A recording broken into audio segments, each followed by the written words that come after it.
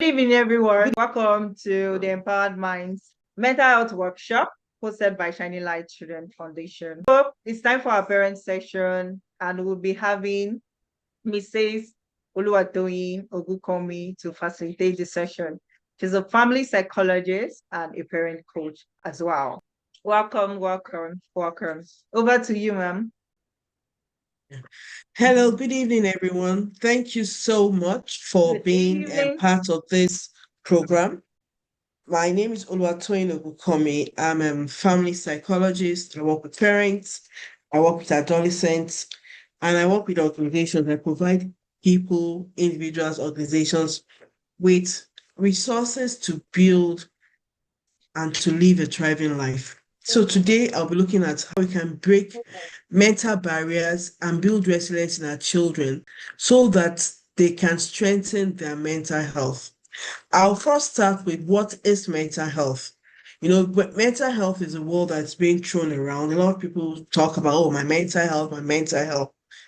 However, what they term as mental health is not really what mental health is. So mental health is a state of well-being whereby you are able to realize your potential, you are able to deal with stress of daily living, you are able to think well, walk well, feel well, read well, and you are also able to function and be productive in society. I just paraphrased. Now, if you are not thinking right, if you're not acting right, if you are not behaving right, if these actions affect your ability to cope with daily living, if you're not being productive in the society, if you're not able to read or function or walk well, we would say you have a mental challenge. However, your ability to do all this will say, oh, you have excellent mental health. And mental health is on a continuum, meaning that it starts from you having excellent mental health, and the person could also have, it can go all the way down to having mental disorder or a mental challenge.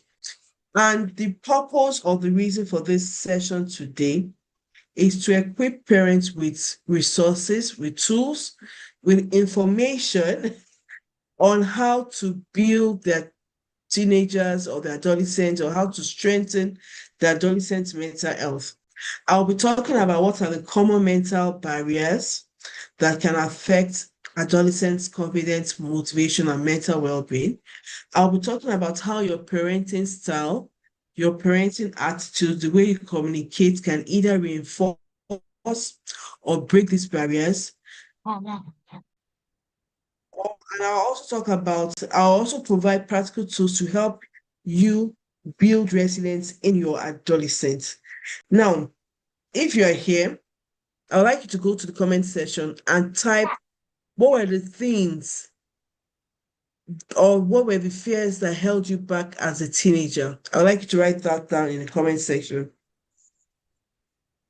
Sonny wrote fears of failure. Thank you so much. I would like other people to write what were the things you could have achieved when you were a teenager.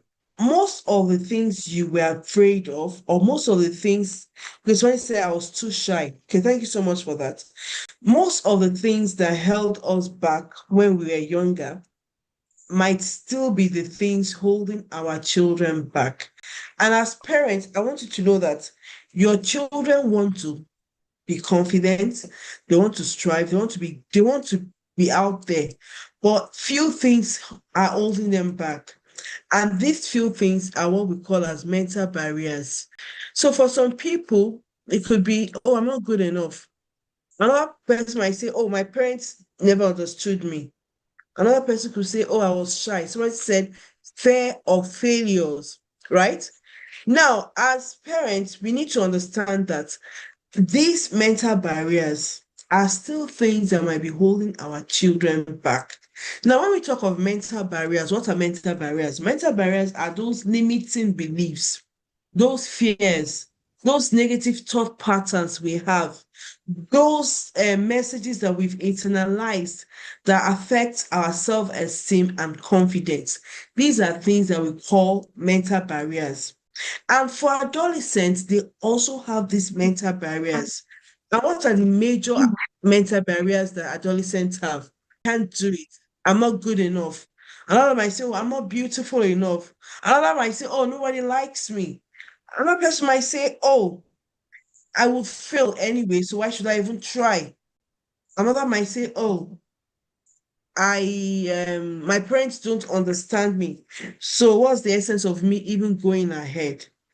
Now, one of the things we need to know is that most of these mental barriers, they all have root causes, Mm. meaning that there is a source to this mental. So mental barriers just don't happen. And if you might ask me that, how did I know?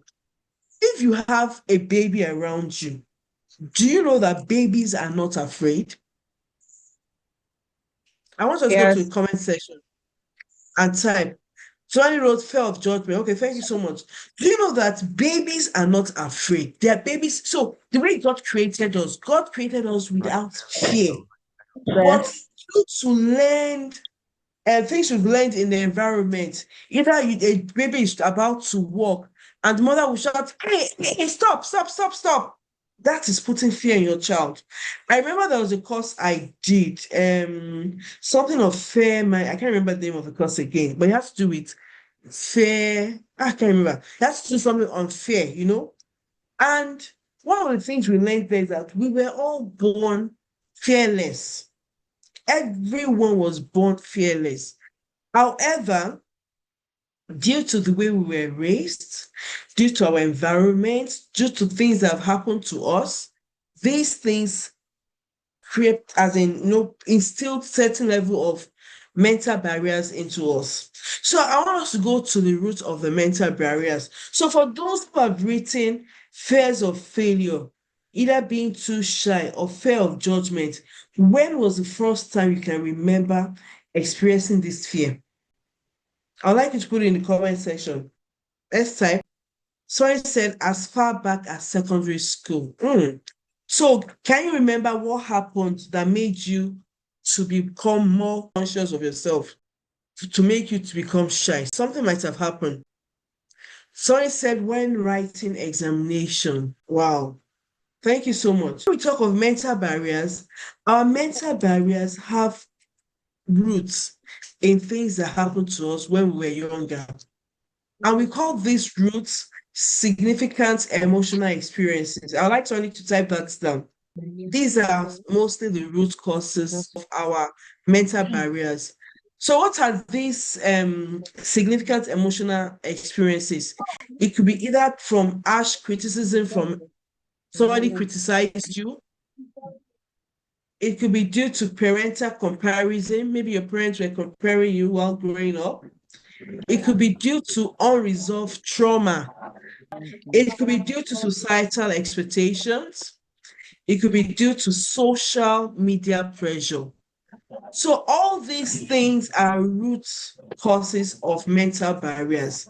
Now, I'm talking to us parents, because if you understand where your mental barrier is coming from, it will help you to be able to, guide your children so they don't have these mental barriers. I'd like us to do a small reflection.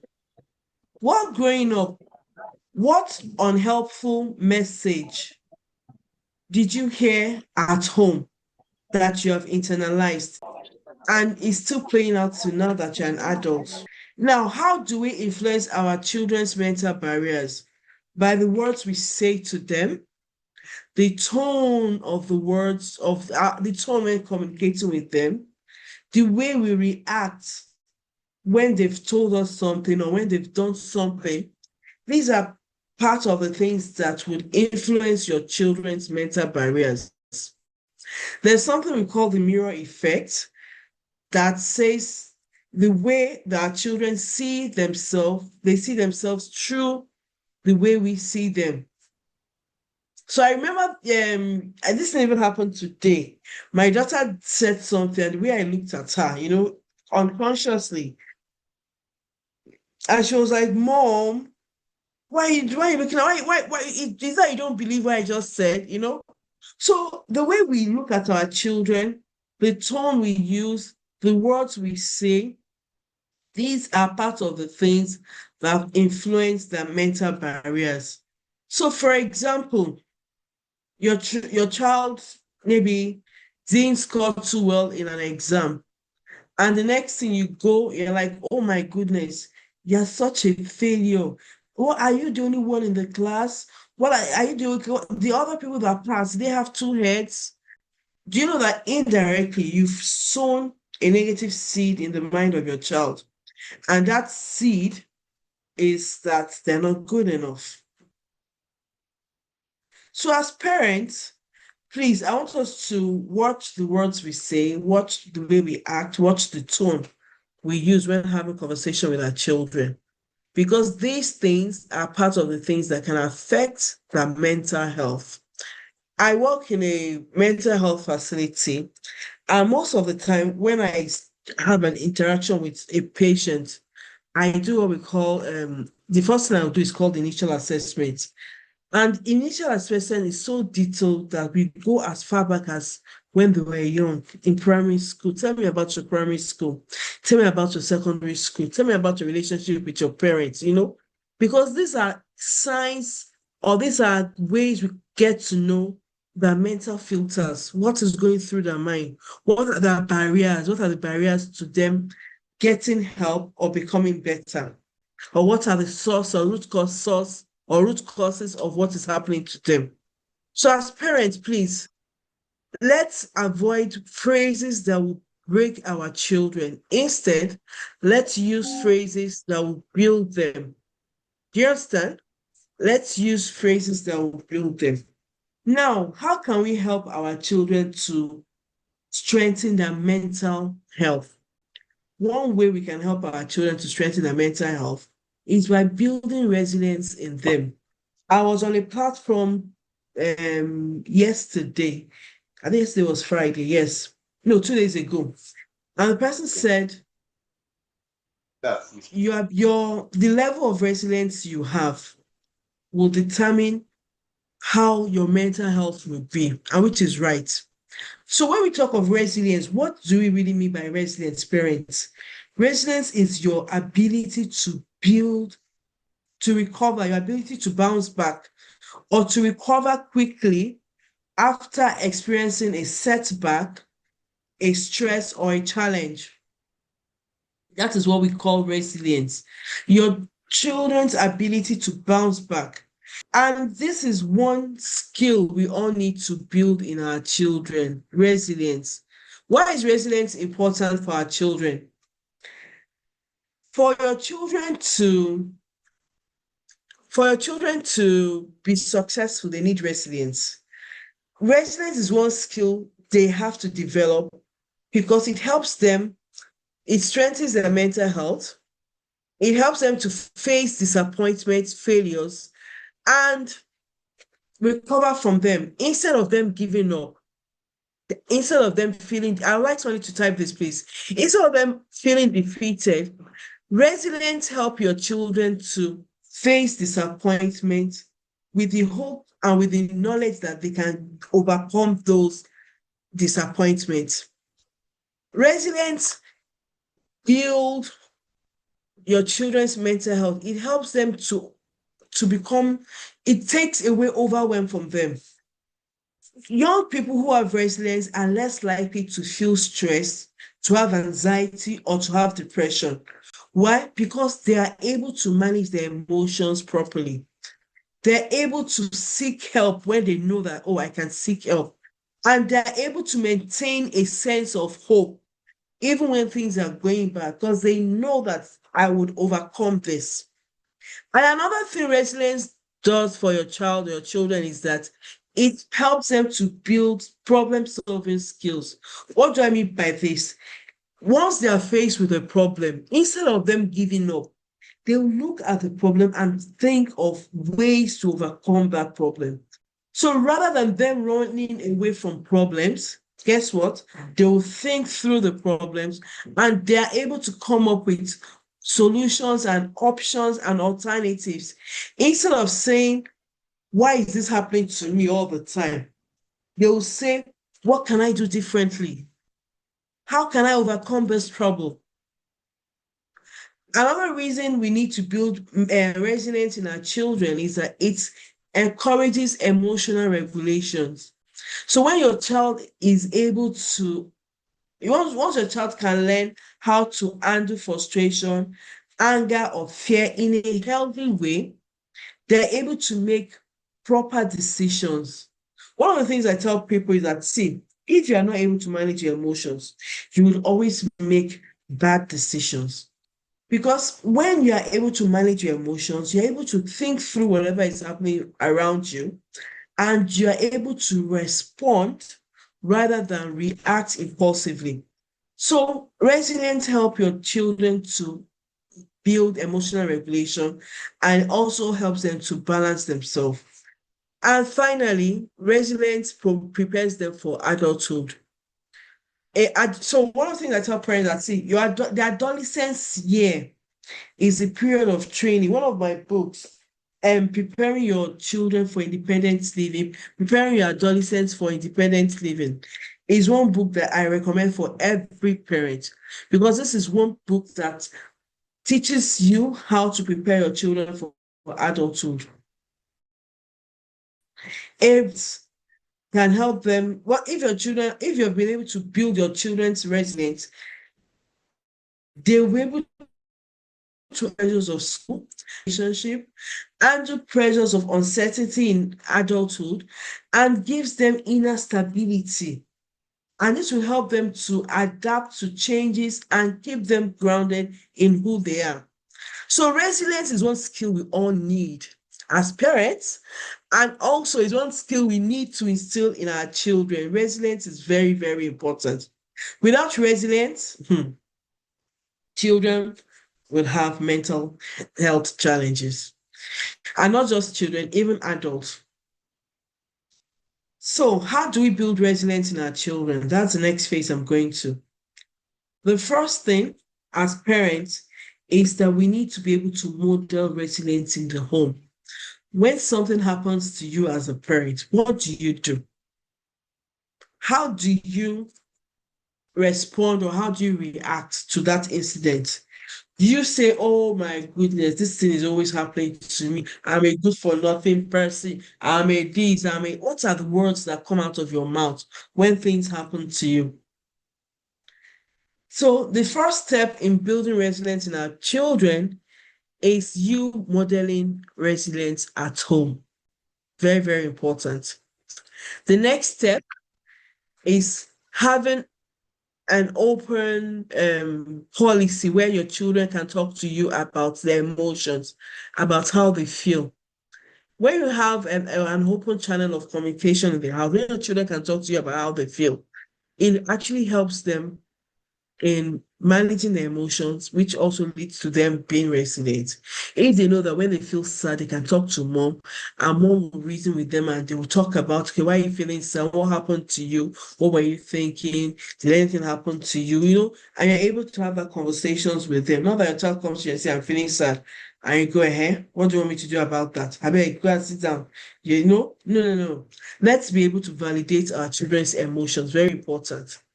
Then another thing we can do to build resilience in our children is that to normalize failure as part of learning. So I'm not saying that you should accept failure, but let them know that when you're not able to achieve something now or yet, you go back and learn. And I'm sure you get better and you achieve that thing. Rather than letting them see failure as a no-no. When they see failure as a no-no, guess what?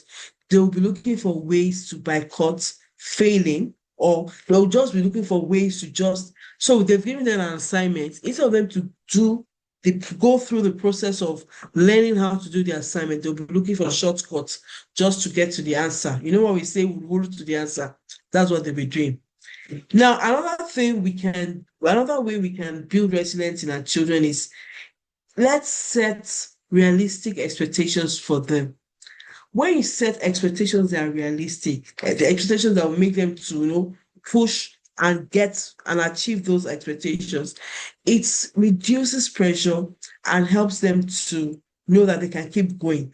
But when we set very high expectations for them, those high expectations could actually be a form of discouragement for our children.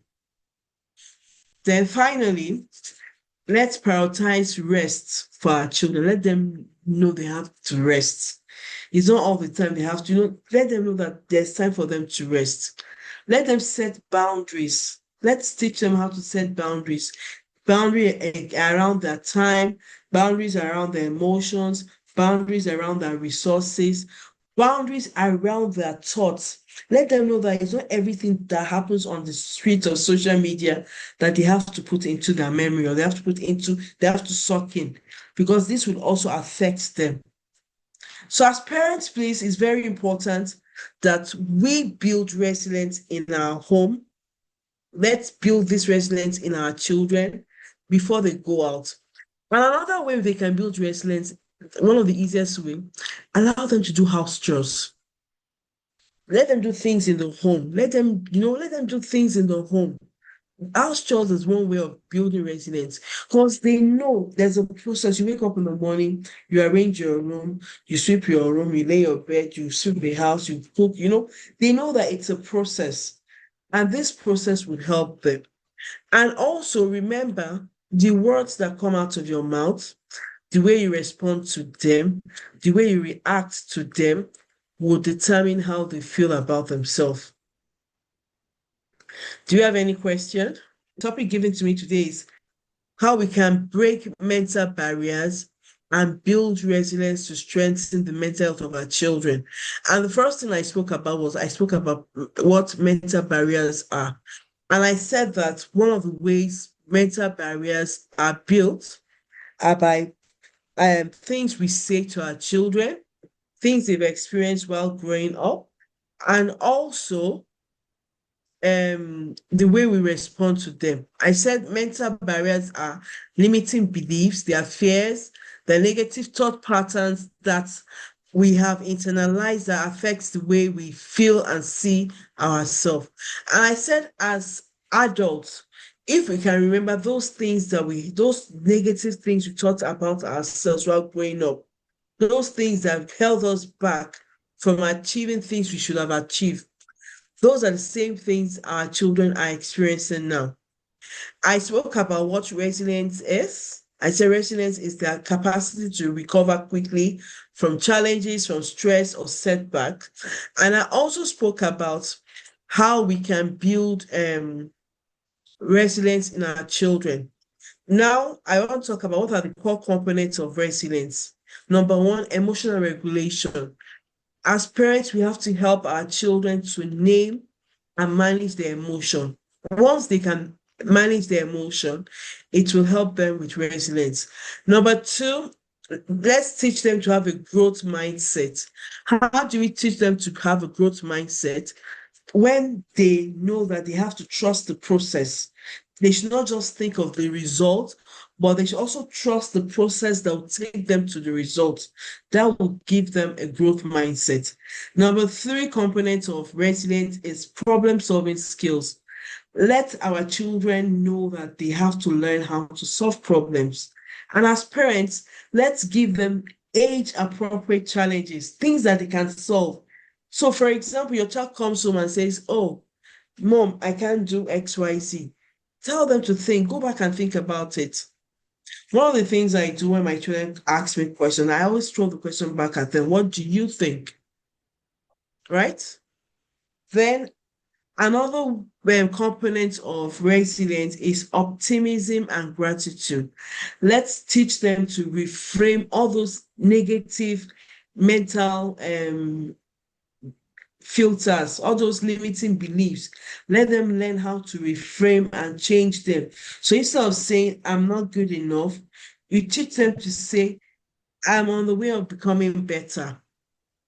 One word I always encourage adolescents to use is the word "yet." "Oh, I've not achieved this yet. However, I can achieve this if I do XYZ." And the fifth component of Resilience is social support, how we can create safe spaces at home for our children, how we can communicate openly, how we can talk to them, and let them know that they have the support of their family. They have your support as parents. So I want to give an assignment to us as parents. What are the words that you hear your children say always? What are those negative words you hear them say? When you hear those negative words, as parents, I need you to teach them to reframe those negative words. Teach them to replace the I can't with, oh, I'll try, or with, oh, I'm learning. That's one way we can help them build resilience when they reframe, when they start having positive self talk.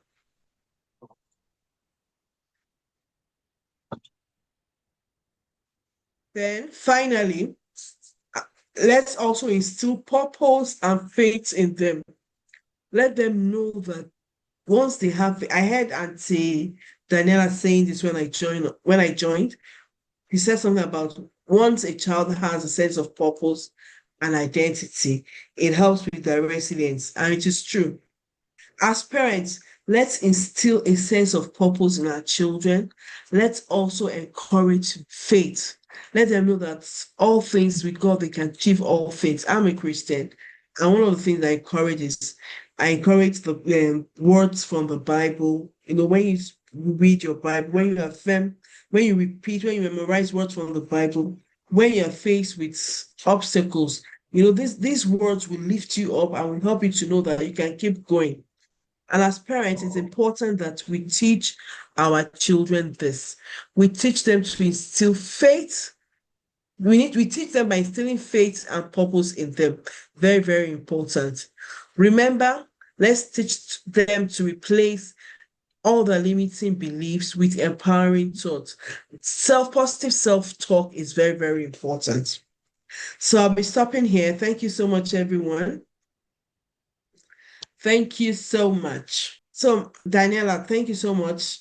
I'll be stopping here. Any question? Thank you so much, Mrs. Toyin. Thank you for that session. Okay, so my question is, you've spoken a lot about how we can support our adolescents. We as parents, how can we strengthen our own mental health so that we can support our adolescents' mental health? And for So, you to like I just talk said, when about I few mental health disorders that are common with adolescents. okay, so let me start with that. So when you come to mental health disorders that are common with adolescents, we have majorly depression, anxiety, and substance use. These are three main mental disorders that are common with adolescents: depression, anxiety, and substance use disorder. Now, as adults, what can we do? Because really and truly, you can't give what you don't have. If you are not resilient, if you don't have excellent mental health, how are you going to encourage or help your children to build their mental health? So you need to build your mental health first. And how do you build, or how do you manage your own mental health? As parents, you need to be able to identify what are your triggers, what are the things that get you irate, what are the things that get you upset, what are the things that get you overwhelmed. You need to know your triggers, very important. The next is you need to know your stress threshold. How far can I go before I get break down? You need to know it so that you protect yourself from getting to that threshold. Do things within your means, do things within your power, do things within your ability. Don't overstretch yourself. Then you need to limit your exposure to negative things as parents. Limit your exposure to negative things. Not just limiting your exposure to negative things, you also need to find passion. So when you're taking your children out to do their own passion, as adults, you need to be able to find your own passion. So what are you interested in? Because a lot of adults, they are just living for their children. And when these Mm. children leave home, they feel empty. They feel as Mm. if they've lived all their lives for their children. And it shouldn't be like that. As you are supporting your children, also have something that makes you happy. You need to have friends you can connect with, very important. Number next is you need to be able to ask for help. Don't just think you are almighty daddy or almighty mommy. No, you need to ask for help. There are times you might feel overwhelmed. Ask for help. There are people out there that can help you. Then you need to also be able to relax. Do things that make you happy. Do fun things. For some parents, they don't do anything fun for themselves, or they don't even know how to have fun. You need to Mm. do fun things for yourself. Go take yourself to the spa for mothers, fathers. Today now, when you called me earlier, I said I've timed myself. I've timed myself Mm. between 2 and 4, 2 and 5. I said I was going to the spa. I went to do my pedicure. I did my manicure. I said I was going. That Mm. was for me. So it's important that you do things that make you happy. Then finally, you need to exercise, please. Because when you exercise, those feel good hormones are also released. Those hormones that make you feel good, that reduces stress and boost your mood, they are also released. So these are things you can do as parents to maintain your own mental health. Thank you so much. Okay. Thank you. Thank you so much, ma'am. All right, one more question. Like some people might not know that mental disorder can be genetic. So a parent that has experienced mental health crisis, there's a possibility that the child can also have that same one. I Yeah. just want you to speak on that. Okay, so we say what are the predisposing factors to having a mental disorder? Genetics is number one. If there's someone in your family that has one form of mental disorder, there is every likelihood that you might, as in the children might still, there's every likelihood. However, since you already know that, oh, there's every likelihood for someone to have a mental disorder in my family, you need to learn to protect and promote health. And that's why I'm having this summit that is coming up next week, where it's called Nurturing the African Child, how to protect their mind, how to build resilience in them, and also how to promote their mental well-being. So if you know that there is if there's someone in your family that is suffering from a mental disorder, you need to start protecting the mind of your children. You need to start promoting their mental overall well-being by ensuring that they don't do certain things. So if a mother has depression, Mhm. there's every likelihood that the children too might have depression if they do not take care of themselves. A small trauma might just trigger that depression in them, especially if they don't know how to protect themselves. And that's why it's important as parents, if you know you've gone through a depressive episode or an anxiety episode, start teaching your children now how to promote and how to protect themselves so that they don't fall into that. Then another reason people might have a mental disorder is when the hormones in the brain, if there is an imbalance in the hormone in the brain. And that's why for some people they'll be given medication in hospital to boost. So for those who have depression or anxiety, they are given antidepressive medicine, antidepressants. Depressant. Yes, or they're given SSRI. This would increase the serotonin in the brain. So, yes, mental disorder can be genetic. Okay. Thank you very much for that. Okay, so do we You're have any question for Mrs. Toyin? Thank you for this wonderful session. Thank you for enlightening us on this topic, welcome, ma. breaking mental barriers, building resilience, and strengthening mental health. All right, I have a question, please. And Coach Lee. Yes, ma'am. Okay. Okay, please, good evening, everyone. Good Good evening. evening, And ma'am. I want to say thank you so much, Ma. This was such a wonderful session and very engaging. Thank you so much. You've said so much, and I've really gained so much tonight too.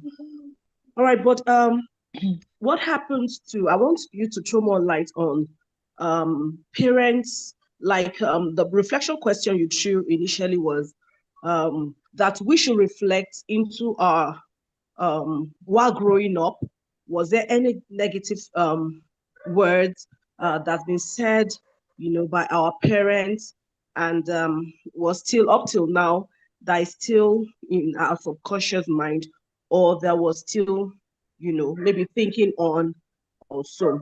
Now, let's take for instance that the case of parents who have one way or the other, at one point or the other, maybe through frustration or anger, say so many negative words into the life of their children.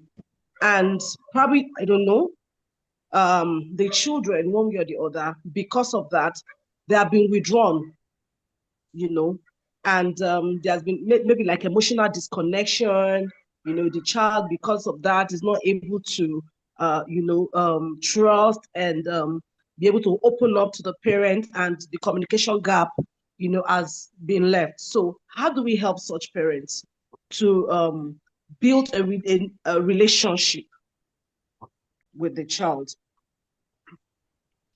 Okay, so the first thing is for the parents. So you said the parents, maybe we said some negative things out of frustrations and all that. So there's something we call past parenting pattern. Probably that parent too, that was the way her parents or his parents actually spoke to him. And of course, the words the parents said to him or to her were stored in the amygdala. And when a similar incident happens, the first thing the brain will do is to flip through the file and bring out that word. And before you know it, you throw the word to at your child. And you're wondering, but when my mommy said this to me, I said I would never, never say this. So how come I'm saying it to my children too? So that's what we call past parenting pattern. However, parents need to heal from unresolved trauma. You need to heal. There's something we call healing past parenting hurts. They need to heal from unresolved hurts, number one. Now, once you've healed from that, you need to speak with your child and let your child know. You need to apologize to the child. Let the child know you said all those things out of anger, out of frustration, and you are work in progress. And you need to make a deliberate effort to start talking and being positive towards your child. You have to be deliberate about loving the child. You have to be deliberate in avoiding to say those negative things. You have to be deliberate in speaking life into the child. And for the child too might need to go through a form of therapy to heal from that hurt too. So you know what? So when we call generational causes, that's what generational causes are. That generational pattern. The mother has done it to the grandmother did it to the mother too is doing it to the child. If the child does not heal, the child too will transfer it to her parents or to her children. So that's what it is. So the parents need to heal first, then make amends by apologizing to the child and ensuring he or she changes their behavior. All Thank right, you. thank you so much, ma'am. That was a very good answer. Actually, I want to say that testimony when you asked that question tonight, I reflected back, and I want to use this opportunity to say I celebrate my dad, because I looked through and I couldn't remember any negative word that Mm. at any one point or the other, that I didn't grow up with my mom. I lost my mom at a very tender age. But I tried to search all through, and I could not, pen down any negative words spoken, either consciously or unconsciously, into, from my father. And, I was wondering, I said, God, help us. I wish our parents, can our own children, when they get to this stage of hers, can they remember reflect back and be able to say the same thing about us. It's really, touched me, and like, this parenting thing, we really, really need to take it seriously. Our parents did a very good job, raising us up. Maybe I can say some of us that were privileged, or that were, I don't want to use the word lucky, that were just, help blessed to have, such parents. But, the kind of generation, the children we have in this generation, they are very handsful, and it takes the grace and the wisdom of God, to be able to raise them. So I think every day, such this kind of seminars, and knowledge, should be what we parents should, sought after at every point in time. And I want to thank Auntie Daniela for organizing such an amazing, amazing session as this. And I want to also say thank you to Mrs. Oluwatoyin Ogunkanmi for a wonderful and inspiring session. Thank you, everyone. Thank you. Thank you you, so Aunty much. Cairo. Thank you. Okay. Thank you all. Thank you so much. Bye. Thank you. Thank you so much.